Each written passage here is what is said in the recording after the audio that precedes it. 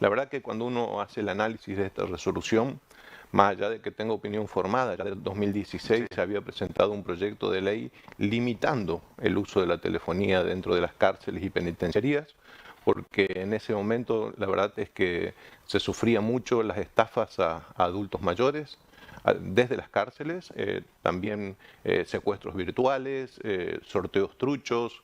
Entonces en ese momento yo había planteado la necesidad de obviamente de que los detenidos tienen que estar comunicados con sus familiares, pero lo que hace el mundo normal es darle teléfonos fijos dentro de la penitenciaría, tienen sus horarios de llamada y las penitenciarías habían adoptado en ese momento, en muchos lugares de la República Argentina, que la llamada se sabía que la hacía un detenido. Es decir, usted está recibiendo un llamado de la penitenciaría. Eso alertaba a la persona y empezaron a disminuir todos los secuestros virtuales y todas las estafas que se desarrollaban dentro de la penitenciaría. Este proyecto de ley de mi autoría no lo trataron nunca y ahora con cierta sorpresa veo que se asegura, digamos, la comunicación no en el sistema normal que existe en el mundo, que es el teléfono fijo con relativo control, sino con una libertad absoluta. Es decir, la resolución hace referencia a que cualquiera puede ingresar un celular, el detenido ingresa hasta su propio celular, una vez que termina una pericia, queda detenido y lo va a usar totalmente, pero lo veo en la resolución que además ni siquiera analiza la cuestión de los chips.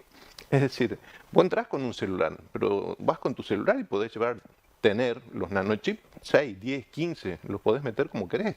Entonces podés usar 5 teléfonos, 10 o 15.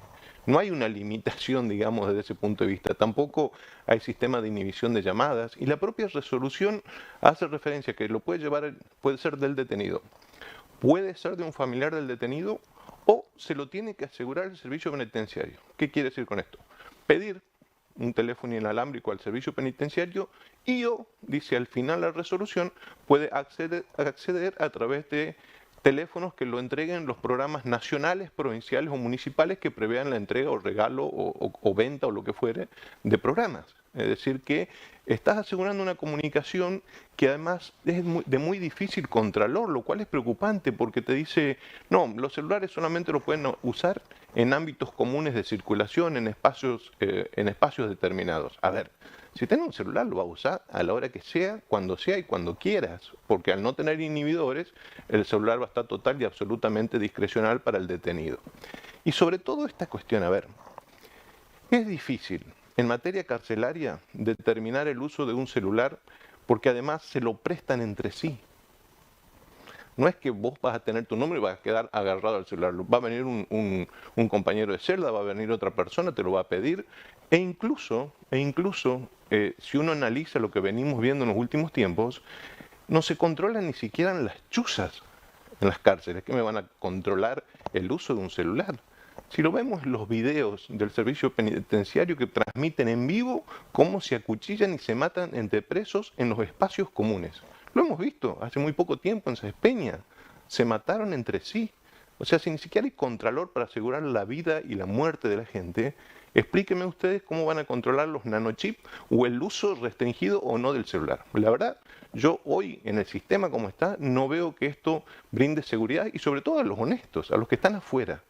El último informe que recibió la Corte Suprema de Justicia de la Nación es un informe lapidario, donde recomiendan no solo no entregar, sino que sacar los que están dentro de la cárcel y que están usando. ¿Por qué?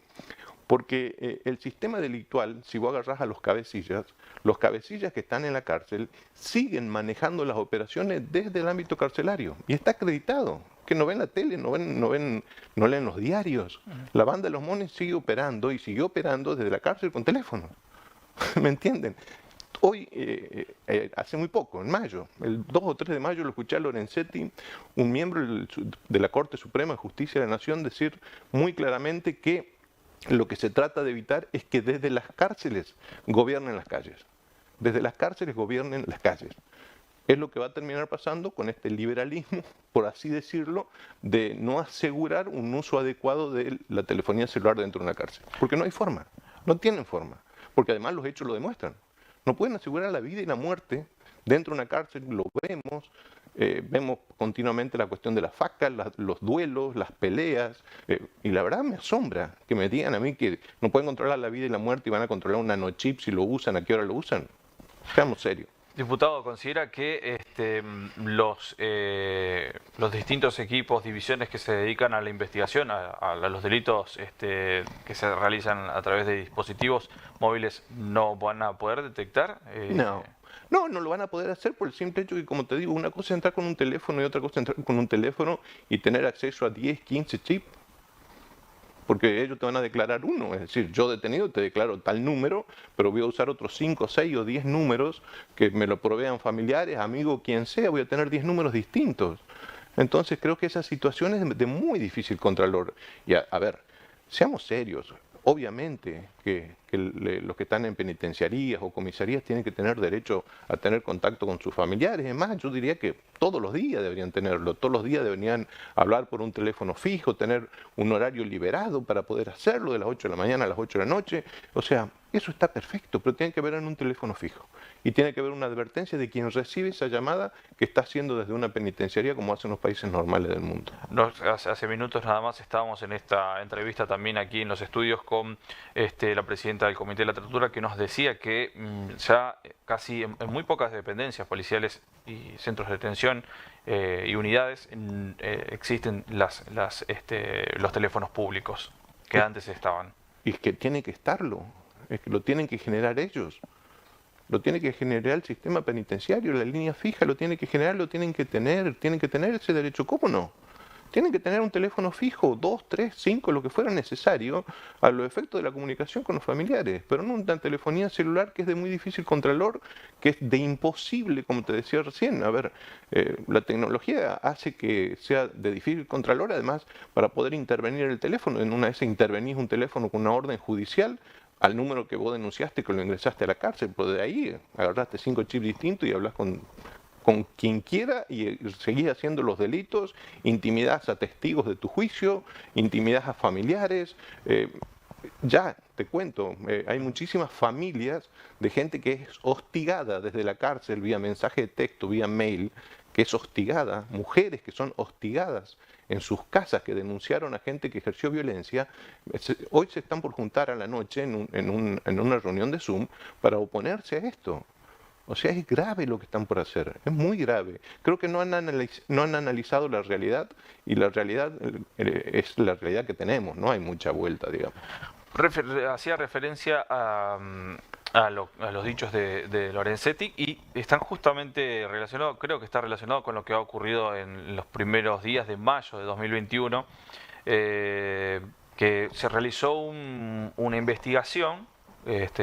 Lo mencionaba también, diputado, que es el operativo que lograron de alguna manera ver cómo estaba operando los monos dentro de la cárcel. Y entre Venado Tuerto, creo que era el lugar donde se encontraron las comunicaciones que se hacía desde el líder de los monos operaba en distintos lugares, en Santa Fe, pero también en la provincia del Chaco. Una de las comunicaciones era con Resistencia. Y las comunicaciones se las estaba haciendo a través de un teléfono público. Un teléfono público que estaba, si bien estaba en uno de los pasillos, se supo que la misma organización delictiva lo acercó hacia su pabellón para poder tener un uso discrecional. Claro. Entonces, imagínate, si con un público haces eso, imagínate con 6 o 7 nanochips. ¿Y cuál considera usted, diputado, que podría ser una alternativa ante esta problemática de la comunicación? La que digo, teléfonos fijos, con discrecionalidad, con uso controlado, no hay que intervenir en la línea, obviamente, hay que asegurar la privacidad del interno, del detenido, pero yo, por ejemplo, asesoré en 2 momentos muy difíciles a 2 conocidos, 2 clientes, que estaban sufriendo un secuestro virtual de un familiar.